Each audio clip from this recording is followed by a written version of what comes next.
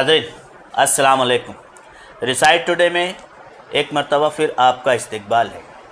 Recite today की ख़ास बात यह है कि वो किसी भी मज़हब, ज़ात, फ़िरका में कैद नहीं है। वो चाहता है कि मालेगांव के तमाम अदारे, तमाम जमात, तमाम मज़हब के लोग रिसाइट टुडे के ज़रिए अपने पैगाम को अपने मालेगांव वासियों तक और दुनिया तक पहुंचाने की कोशिश करें।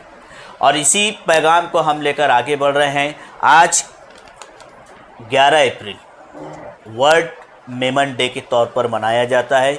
इसी निस्बत से आज हम मालेगांव शहर की ऐसी मेमन बुज़ुर्ग शख्सियात से, हम अज़ीम शख्सियात से मुलाकात करने जा रहे हैं, जिसमें मैं आप लोगों को सबसे पहले तारुफ़ कराता चलूं कि हाजी अब्दुल मजीद मोटलानी साहब जो समस्त मेमन जमात के सदर हैं मालेगांव के, और साथ ही साथ हमारे साथ मौजूद है हाजी यूसुफ साहब ज़रीवाला साहब जो समस्त मेमन जमात के नायब सदर भी हैं, और हमारे साथ मौजूद है साबिक कारपोरेटर हाजी सलीम गाज़ियानी साहब जो सेक्रेटरी की हैसियत से अपनी पहुंच रखते हैं, और साथ ही साथ हाजी आसिफ मोटलानी साहब वर्ल्ड मेमन ऑर्गेनाइजेशन के सिटी चेयरमैन हैं।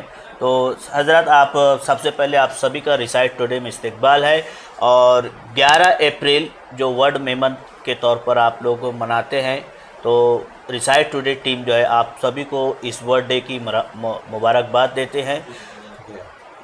आइए नाज़रीन, हम इस वर्ल्ड डे पर हमारे ये हज़रात क्यों मनाते हैं, कैसे मनाते हैं, क्या करते हैं, कब से मना रहे हैं ये डे, ये सारी मालूमात हम इन्हीं हज़रात से मालूमात हासिल करते हैं।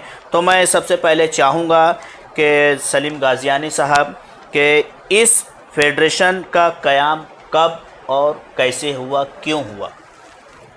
सबसे पहले मैं आपको मुबारकबाद देता हूँ कि आपने हमारे को मौका दिया, हमारे समाज को मौका दिया, और हम टीवी चैनल के ज़रिए एक सामने हमारी बात रख सके। उसके लिए आपका बहुत बहुत शुक्रिया कि हमको आपने इतना बड़ा मौका दिया। दूसरी बात, आपके जो सवाल के अंदर ये कि कब ये वर्ल्ड मेमन मनाया जाता है, क्यों, तो 9, 10 और 11 अप्रैल 1971 मेमन समाज का एक सम्मेलन हुआ बड़ौदा के अंदर, गुजरात के अंदर। और हमारी मेमन कम्युनिटी पूरी सौराष्ट्र से रिलेटेड है, सौराष्ट्र काठियावाड़ से। तो वहीं से बड़ौदा मतलब गुजरात में पड़ता है। तो वहाँ पे एक सम्मेलन हुआ जहाँ पे एक ऑर्गेनाइजेशन गठित हुई, उसका नाम ऑल इंडिया मेमन जमात रखा गया, और उनके अंदर फर्स्ट प्रेसिडेंट हाजी यूसुफ भाई पटेल के नाम से मशहूर है, वो उनको फर्स्ट प्रेसिडेंट चुना गया।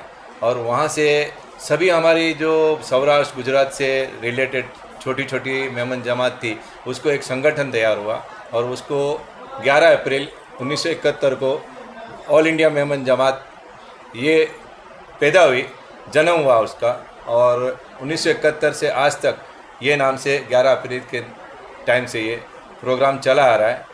और हमारी जो जमात ये ऑल इंडिया मेमन जमात है, इसी से रिलेटेड वर्ल्ड मेमन जमात भी इसी के अंदर काम देखती है, और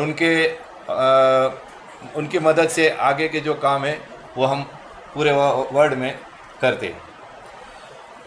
बहुत से अदारे, बहुत सी कल्बे, बहुत से संस्था आते हैं, अपना काम करते हैं। तो आपका जो मेमन अदारा है, जो फेडरेशन है, तो इसका कोई ख़ास मकसद है, कुछ एम लेकर आप चले हैं? तो हम चाहेंगे अगर ऐसा कोई ख़ास मकसद है तो हमारे दर्शकों तक के पहुँचाए, ताकि जैसा कि आपने एक मालूमात हमें दी है कि गुजरात काठियावाड़ से आप लोग ताल्लुक़ रखे हैं, एक इल्म हो गया है। तो अब हम चाहते हैं कि आप जो वो किस मकसद के तहत इस फेडरेशन का क़याम किए? अभी 1971 के अंदर जो संगठन तैयार हुआ, उसके बाद पूरे ऑल ओवर इंडिया के अंदर हमारी शाखा हुई, हमारी संगठन मजबूत हुआ। उसके बाद हमारा जो मेन ऑल इंडिया मेमन जमात का काम था कि हमारे समाज को जो गरीब लोग हैं उनको सबसे पहले उनको घर दिया जाए, आसियाना के नाम से, कॉलोनी के नाम से, ये धीरे धीरे धीरे हर जगह पे हमारे जितने भी गांव हैं उसमें हमारी कॉलोनी, हमारे जमात खाना, ये सब कौम को कौम के नाम पे वो चीज़ खड़ी है। मालेगांव में भी 1984 में पहली मेमन कॉलोनी बनी, उसमें 36 घर लोगों को दिया गया, गरीब लोगों को, जो मतलब उन लोगों का एक आशियाना बना। उसके बाद 24 कॉलोनी का दिया गया 2002 के अंदर, तो 24 रूम बनाए गए, उसके अंदर 24 फ्लैट बनाए गए। और अभी तीसरा वर्ल्ड मेमन की तरफ से, ये दोनों कॉलोनी ऑल इंडिया मेमन जमात की तरफ से भी थी, अब वर्ल्ड मेमन की तरफ से आशियाना के नाम से और 18 फ्लैट तैयार हो रहे दरे गाँव के अंदर। इंशाल्लाह वो भी 2-3 महीने के अंदर कंप्लीट हो जाएगा। वो भी मतलब उन लोगों को, गरीब लोगों को एक छत का सहारा मिल जाएगा। उसके अलावा हमारे मेमन समाज का जो है मालेगांव मेमन जमात का हॉल भी है, कम्युनिटी हॉल है। और दूसरा एजुकेशन के अंदर जो आज मेमन समाज ही नहीं, ऑल इंडिया के अंदर जितने मुस्लिम लोग अगर इसके अंदर इंटरेस्टेड है, जो लोग हमारे से कांटेक्ट में रहते हैं, तो उनको इंशाल्लाह मौका भी दिया जाता है। ऑल इंडिया मेमन की तरफ से भी हमारी बॉम्बे में भी बड़ी बड़ी ब्रांचेस है, बॉम्बे के संगठन है, वो भी हमारे मुस्लिम बिरादर जो पढ़ना चाहते हैं उनको भी पूरी मदद करी जाती है। मेडिकल फील्ड के अंदर और जो बड़े बड़े ऑपरेशन है जहाँ खर्चा ज़्यादा है, उनको भी मेमन समाज की तरफ से मदद की जाती है। और आज हमारे पास एजुकेशन मेन मस्ट है मुस्लिम समाज के लिए, तो हम हमारे समाज को न देखते हुए पूरी मुस्लिम समाज को लेकर चलते हैं। और हम ज़्यादा से ज़्यादा कोशिश करते हैं कि अपने मेमन समाज को छोड़ के मुस्लिम समाजों को एक मौका दिया जाए। और सब पढ़ने के लिए जो आज रजाक शेठ अलाना जो आज आजम कैंपस जो पूना के अंदर है, उसमें भी हमारे कम्युनिटी में बहुत बड़ा हिस्सा है, उसका रोल है। तो ऐसे हमारे डोनर भी है। और अल्हम्दुलिल्लाह आज हमारी एक थिंग है कि हर बच्चा पढ़ना चाहिए। और मेमन समाज की वजह से बहुत से मदरसों के अंदर हर जगह हम लोग आगे रहते हैं। और इसके अलावा भी सिलाई क्लास, मेहंदी क्लास, जो लेडीज़ लोग हैं उनके भी क्लासेस के अंदर भी लेडीज़ लोगों को भी काम दिया जाता है कि भाई एक रोजी रोटी का जरिया भी मिले उन लोगों को। ये सब सोशल एक्टिविटी समाज करता है और उसमें कोई भेदभाव या सिर्फ मेमन समाज के ही नहीं, सभी कम्युनिटियों को लेकर चलते हैं हम लोग। और इंशाल्लाह आगे भी बहुत सारे काम है जो ये लेके चलने वाले हैं फेडरेशन से लेके। तो इंशाल्लाह आप लोग की दुआ रही तो ज़रूर ये कोशिश करके कामयाब करेंगे। जैसा कि आपने बताया कि हर साल 11 अप्रैल को मेमन डे मनाया जाता है, तो इस दिन आपका फेडरेशन कोई ख़ास प्रोग्राम मुनक़िद करता है?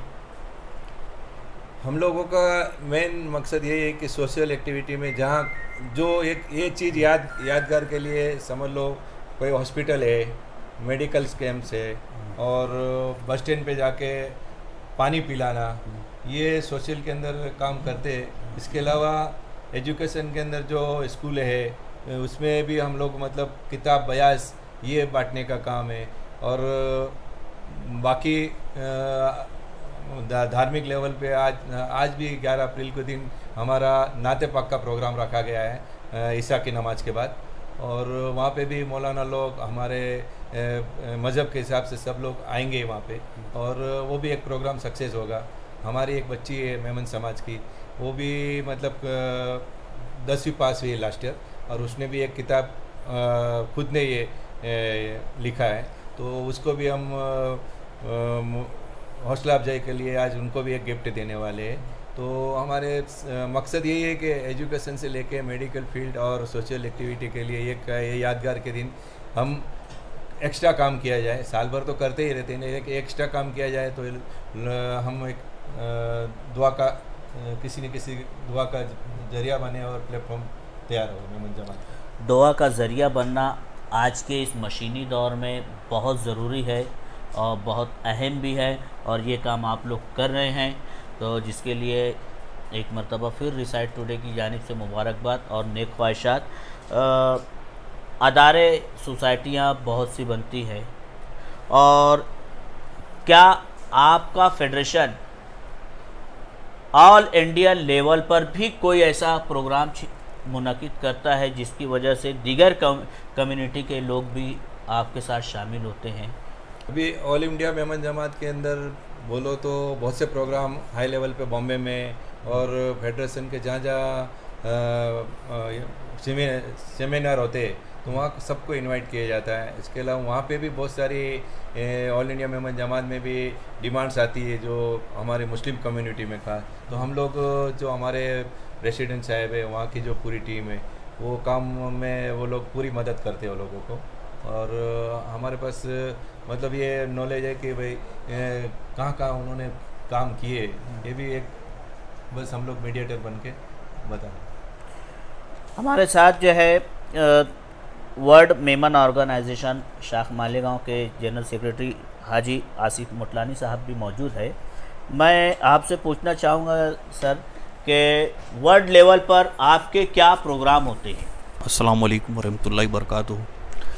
वर्ल्ड लेवल पर WMO की तरफ से बहुत से प्रोग्रामात होते हैं। जैसा कि गरीबों के लिए अभी वर्ल्ड मेमन ऑर्गेनाइजेशन ने 3 कॉलोनी का इंतज़ाम किया है WMO आशियाना के नाम से, जिसमें से एक कॉलोनी का काम चालू है आकोला में, एक कॉलोनी मुनक्किद हो चुकी है कोडिनार गुजरात के अंदर में, जिसका डिस्ट्रीब्यूशनशिप पिछले हफ्ते ही मुकम्मल हुई है, और एक कॉलोनी का काम मालेगांव में चालू है जिसका इंशाअल्लाह कल या परसों में तीसरा स्लैब होने जा रहा है, जिसमें करीब 17 या 18 फ्लैट यहाँ पर तकसीम किए जाएंगे गरीबों को। इसके अलावा धोराजी के अंदर में एक हॉस्पिटल के अंदर MRI machine, sonography machine, CT scan वगैरह का पूरा मैनेजमेंट किया गया है। एक हॉस्पिटल का काम पालघर में चालू है जो सुपर स्पेशल हॉस्पिटल के तौर पर तैयार हो रहा है। इसी तरह बहुत से काम है मेडिकल को लेके, माइक्रो फाइनेंस को लेके। इसके अंदर में जो लोग बेरोज़गार है उन्हें ऑटो रिक्शा वगैरह दी जाती है, बिना ब्याज पे लोन दी जाती है।